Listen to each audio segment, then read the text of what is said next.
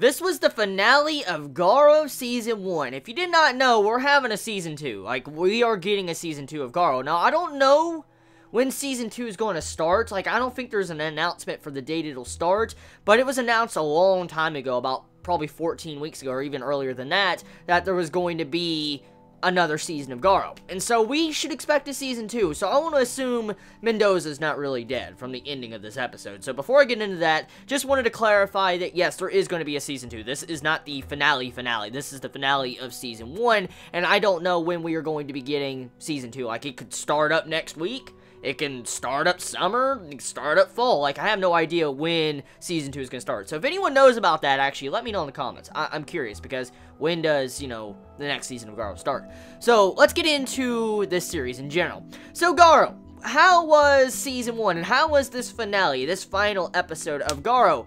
Mendoza has a god complex. Like, it's very apparent with this finale that Mendoza has a god complex. Like, oh my god, that god complex. He's like, I am immortal, I'm eternal. You're all like sewer rats, and I am a god. That's kind of how Mendoza was acting in this episode. That's kind of word for word of lines he was saying.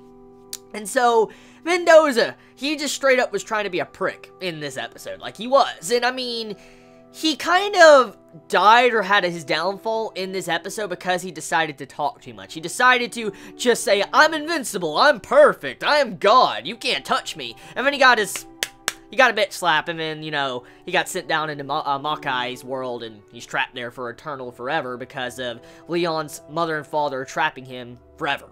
Their souls are.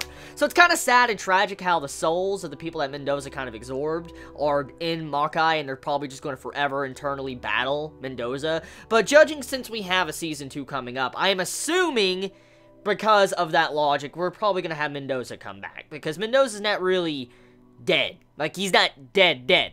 So I'm willing to bet that he might come back. He might come back next season. I'm assuming that's what's going to happen.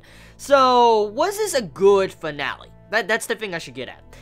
Yeah, it was. This actually was a very, very good ending. Like, it tied up a lot. I mean, even if we never got a Season 2, let's say we never got a Season 2. Let's just throw Season 2 off the table. If we never got a Season 2, I'm satisfied with this ending. I really am satisfied. I mean, it doesn't, I guess, settle everything, but I'm satisfied because it kind of wrapped up one of the main plot points, you know, getting to see Leon develop as a character to where he moves past revenge, find out the truth behind his mother and the flames that she gifted him, stuff like that. I mean, a lot of these different plot points were kind of settled with this conclusion, and it was handled properly. I mean, the finale of this episode feels like a good stopping point. I mean, if you were to never watch Season 2 when it comes out, you would be fine, because this is a good conclusion. This is a really good conclusion of Garo, which is shocking, because usually when a Season 2 gets announced of a series, let's say, you know, any series in general, when Season 2 gets announced before Season 1's over, we usually get a cliffhanger, like, what the fuck is that? Like, why? Like, look at Tokyo Ghoul yesterday.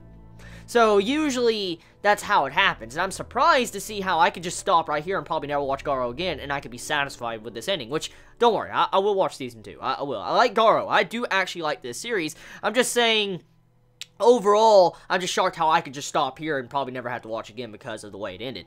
Now, Garo, as an entirety of the series, Garo has had its issues. It really has had its issues, and I can't deny the issues it has had. And I have stated them quite a few times in my journey of reviewing this series.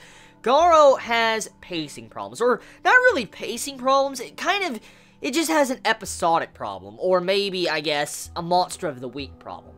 Because every time, like, in the middle of the series, like, in the middle of Season 1, there was, like, a Monster of the Week format. And it just got really repetitive or boring because it didn't go anywhere. Like, there wasn't any subtle plot buildup in that. Usually with other series like Assassination Classroom or Gintama, there wasn't really any plot buildup in those scenes that I'm aware of from what I can see, because I look back at them and I was looking back at my reviews, I'm like, yeah, there's probably not any real build-up in some of these episodes. So it's kind of upsetting how it had that downfall, but if you can get past those Monster of the Week formats that happened in Garo Season 1, you will incredibly enjoy this season. It was really good. Good conclusion. It was good. It's fucking good. These final episodes have been really damn good. Getting to see Herman and all that die and fight for Leon and stuff, that was epic. It really was.